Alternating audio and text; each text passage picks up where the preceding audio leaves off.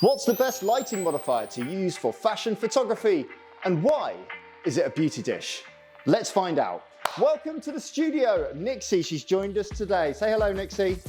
That's it. That's all she's allowed to say. We haven't paid to say any more than 1 or 2 words at a time.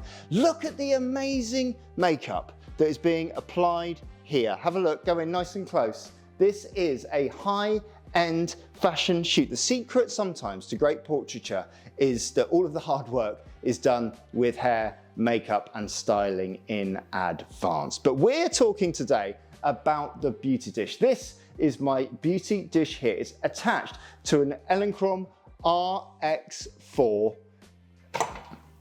into the wall with the mains power unit. And this is what a beauty dish will look like. This is around about, I don't know, maybe like a 55cm beauty dish. I'll put exactly what width beauty dish this is. The number on the beauty dish, you'll notice, is always the diameter, always going all the way through. So depending on which one you order, will depend on the size that you get. It attaches very simply to your modeling light. And why is it called a beauty dish? Why is it called a beauty dish? I don't know. It doesn't know. So I don't know why it's called a beauty dish either. I think there's probably a reason. You could probably ask Google, you could probably ask ChatGPT, you could probably ask anyone professional in photography, not me. I think it's called a beauty dish because when you get it out, I announce in the middle of a shoot that we're bringing out the beauty dish, and models tend to have that reaction and go, oh, wow, the beauty dish just for me. I must be so beautiful. I love using the beauty dish because I describe it as a hard light source, but a flat light source. And I'm sure there'll be people on the internet who are going to tell me that I'm wrong in that analogy, but it genuinely gives out a hard light source. The flash unit, if you come in nice and close here, the flash tube here behind our bulb will emit flash from out there and it'll bounce off of this very shallow pan and straight out. There will be a certain amount of spillage to the side, but the majority of the light that's coming out will be coming out fairly directly, fairly hard, and fairly flat, which is a real flattering light for fashion photography, particularly when we're photographing skin and makeup. The adapter I'm going to put on today is this little silver reflector cap. That's going to go in through the little hole just beneath the bulb, and I'm going to push it as close as I can to the flash tube. Now what we've got is a second reflection within the beauty dish. The light is going to come out of the flash tube, hit this cap, bounce back into the dish, and then disperse and diffuse around the dish and come out and soften that light source very, very slightly for us. There's beautiful points within this beauty dish based around triangles and laws of physics with regards to light, but there are beautiful spots, if you can find your spots, that are going to give you beautiful lighting for your fashion models, which we're going to demonstrate now.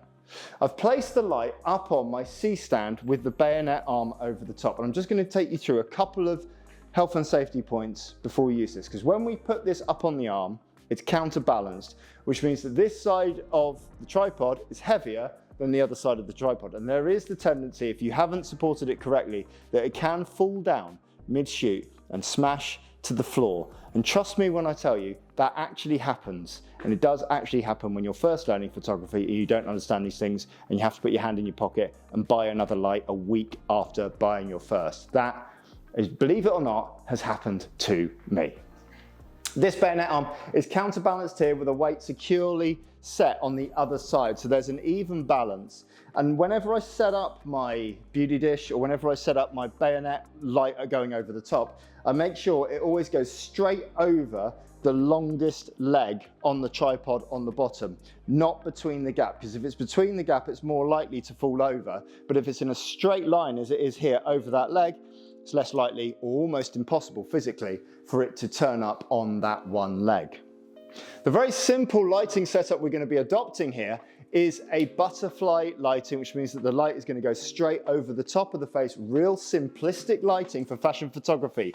This is where we should be starting when we're taking our first ever fashion shoot. If you're new to using flash, you're new to doing fashion photography, or someone's come to ask you for a model portfolio shoot, instead of launching straight into complicated poses and complicated lighting setups, get yourself a single light source, get your model posed straight towards you with amazing makeup and hair, and then just place your light on an arm over the top angling down at around about 45 degrees so that we've got, if we come in close here, we will be able to see that there is a nose shadow here just underneath the nose, but that nose shadow is not going down and over the lips. So we can see these beautifully designed, beautifully crafted. What lipstick are we using? Give the lipstick a plug. There's 3 different lipsticks happening right now. There are 3 different lipsticks. See, this is a man trying to talk about makeup. Like, why did I even begin to think I could take one step into the minefield that is discussing makeup with a professional model? This is not good. Cut. We're gonna place the light there so it's coming straight down. Real simple pose here, really easy. We're gonna get our camera here, 24-105 f4 lens, as I've said from the beginning of time, is my favorite lens. Because I use it every day on a Canon R6 with my Skyport here on top. The Skyport is going to talk directly to my flash unit above, so that means because it's slightly out of reach for me and it's up here, I don't have to worry about changing the settings by getting a step ladder out and going up there and change it. I can just change it on my Skyport. And with this first image here, we're going to take a slightly longer focal length than 50mm, get in nice and close, fill the frame, keep the image sharp, and have a look at that shot there. And the first shot there, very, very simple lighting. You can see the nose shadow there just coming just down, and that real nice chiseled jawline shadow as well. But you can see what I mean by it being a hard light source, because the tonal range between the shadow area under the chin and the highlights is really, really sharp. That means it's hard, but it's also a flat light source because all of the highlights broadly are on the same tonal range, and that's why I love it. The only adaptation that I will make to this softbox, I always shoot it with a diffuser on top. I don't like shooting too hard. That's just a personal preference. There's no such thing as good lighting or bad lighting. It's just cause and effect and personal preference. So my personal preference is always just to pop a little diffusion sock over the top, just like that. We keep the light in the same position, and we're gonna get broadly the same sort of shot here, maybe with just very slight refinements to the shadows, but also because we've added a modification layer to the light itself, it's going to diffuse the light, which means that it's going to be slightly less powerful. And my settings here at f8 will showcase that by not changing a thing, not changing the position of the light. But you can see there, the shadows have gone slightly darker, those skin tones have gone slightly darker, and the background has gone slightly darker. To amend that, we can just amend the power on the light physically by changing the physical electrical power of the light, or I can just open up the aperture a little bit. I'm gonna do it by turning up the power of the light manually through the Skyport here on top of the camera. It can find the Elinchrom unit really simply, and I can just dial in 6 times, 2/3 of a stop roughly. Same shot here, 3, 2, 1, go. Beautiful. Fail-safe lighting, and it's slightly brighter there. You'll notice here as well that we've got 2 black polyboards either side. They're controlling the spill of light. So that means that I'm not getting bounced back in. Everything should be chiseled around and giving us nice refined edges to the portraits. But what if I want to make a little bit more of the lighting itself and the direction of the light? Well, we can just amend it slightly just by moving the direction here and moving our light round here to a more Rembrandt style. And when we start to do that, we'll start to see slight different shapes and changes to the tonal range of the portrait there. Much more chiseled jawline on the left-hand side and good highlights there coming in through the hair on the right. And then with this amazing makeup and hair, we can turn our model this way. So we're facing 90 degrees this way, all the way around, moving the feet with you. There we go. And we get ourselves a lovely profile there.